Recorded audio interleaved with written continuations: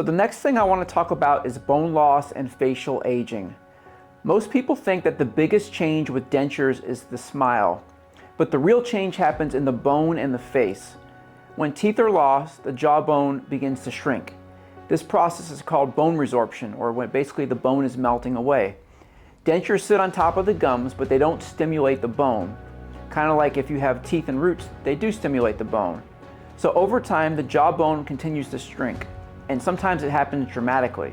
This is why many people who wear dentures for years will develop collapsed facial structure, thinning lips, deep wrinkles around the mouth, and even a shortened lower face that happens when the bite starts to collapse.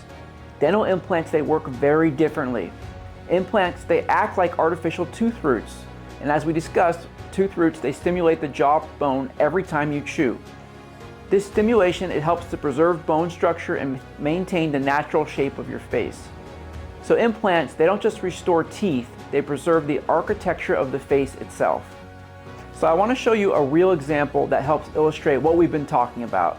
This patient had lost his upper teeth earlier in life and been wearing a denture for quite some time.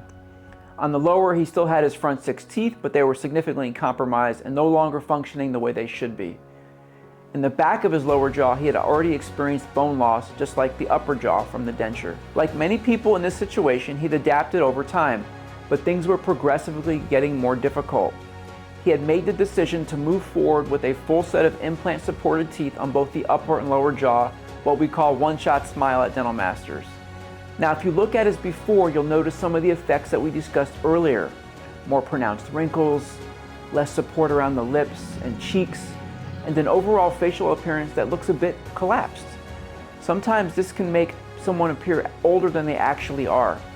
But when you look at the after, the change is incredible. With proper support restored, his facial structure looks more natural, it looks balanced, he looks refreshed, healthier, and yes, patients will say they feel like they look 10 or even 15 years younger after undergoing a procedure like this.